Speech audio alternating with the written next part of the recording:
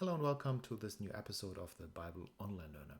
This is an exciting episode since I'm going to introduce you to the all new and fresh interface, graphical user interface of the Bible Online Learner. As you probably have seen just recently, the Bible Online Learner has been updated with not just a new graphical user interface, but also some new features. This has all been made possible through the hard work of Klaus Tundering, really our main partner and programmer, the author basically of Bible Online Learner, who is living and working in Denmark. Now, the graphical user interface itself is the work of the DADL project, which has been a collaboration of programmers from the Free University of Amsterdam and the Protestant Theological University in the Netherlands. Some of the new features that you will see in the next episodes, namely the exam mode and the grading feature, the grading mode, as well as many of the linguistic enhancements that have been added to the Bible Online Learner the last couple of years, have been done by the Andrews University research group that I'm representing.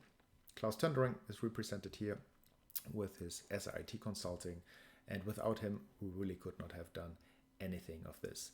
The original idea of the Bible Online Learner was born by Nikolai Winter Nielsen and his team, represented here by 3BM, the Danish Bible software company.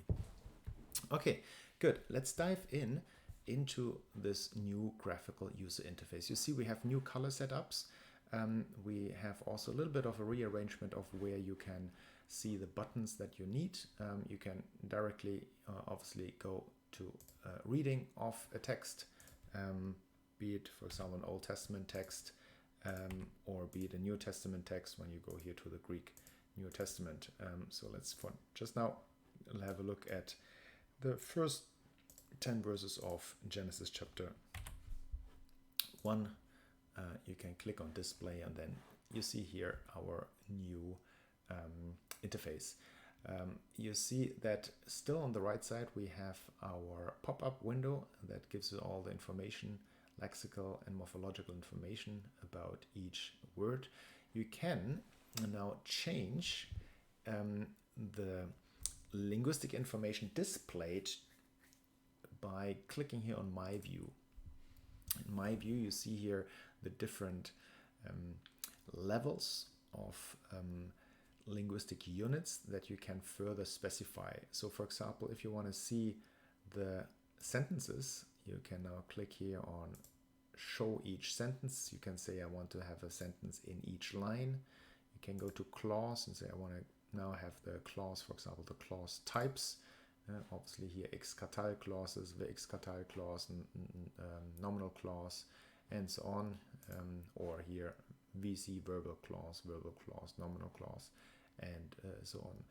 You can also show the indentations if you're doing text syntactic analysis. You can go to phrases and identify, for example, make the function of phrases shown. So here predicate, subject, object are now seen, and of course you can also move into the word category and, for example, decide that you want to see English glosses in, beginning, create, God, and so on. Okay, so this is all done now here on the upper right under My View. You can click this away again. The good thing here is, and I might do another episode about this on for mobile devices, but what you will directly see is when you pull up your iOS device, be that your iPhone or your iPad, or be that an Android device, a tablet or a phone, that the Bible Online Learner is much more handsome on these devices. It works much smoother. The scaling is better. So this is really a great advantage of this new graphical user interface. When students want to take exercises, then they don't have to go to a computer. They can really do it also on their mobile device due to these new updates. Okay, good. So we go back here to our homepage. You log in as you used to in the past. And now you see that all your major control buttons are still up here.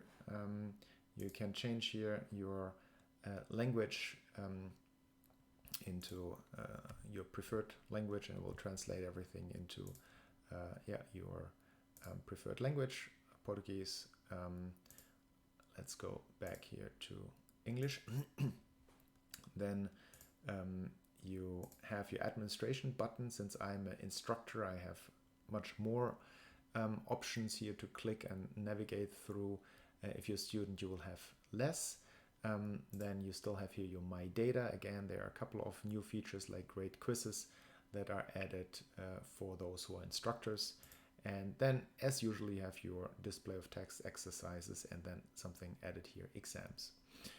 Let's for now go to exercises. And this is one of the most important changes that has taken place, namely the way how exercises are being displayed.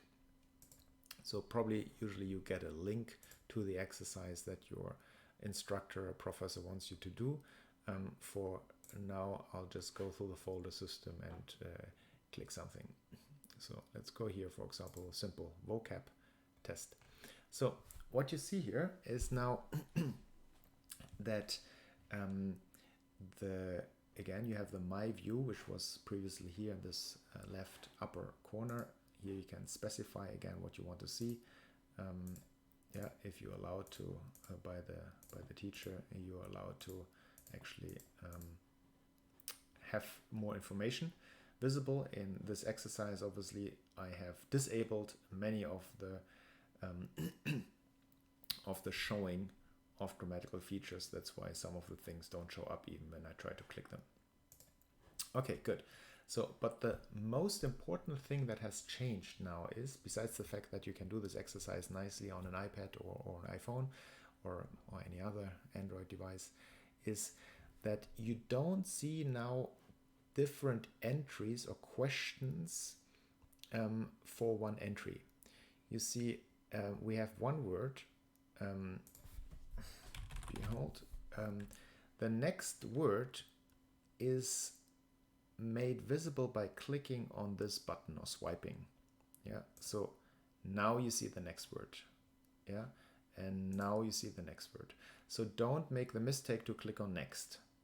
Make sure that you first move through all the options of this one slide, or all the words of this one slide in this case. Hine, next word is na, next word is adon, and now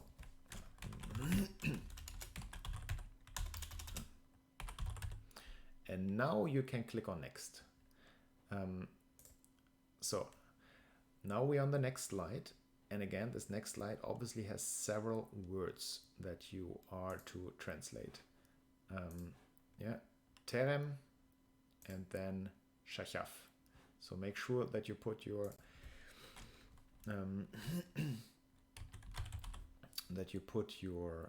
answers in there and move on here on this arrow if you see another arrow here.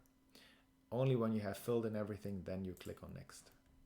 Amar, obviously here is no arrow. You see neither on the left nor on the right, no arrow. That means it's the only word on this slide, and you can put in your entry. Next, and you continue. So make sure you always click on these arrows so that you answer really all questions that are visible in or that are presented to you in one slide. The reason why we had to do this is that particularly when you work with small devices, that your screen is not loaded or filled with a lot of entries that that makes it difficult to operate and overview the actual questions and the actual texts. Okay, good. So once you're done, you can click on next, and at the end of the exercise you just click on save outcome or grade task. So I'll click here on grade task now, and now you're done with the exercise. Yeah, so just final repetition here. Most important in this type of new setup is the fact that you will be presented only with one item at a time. If there are more items in one slide, you'll see them here on the right. Obviously, in this case, in this exercise, there's just one item per slide. Yeah, but if I would take another exercise, typically a vocab exercise, let's get a vocab exercise. You see, we have more items in one slide. So just swipe them or click them so that you get all words checked and answered first before you click on the next button. So that's the most important change that you should be aware of and should get used to when taking exercises. That's it for now. We'll have a look at one of the new changes, the new features that have been added in our next episode.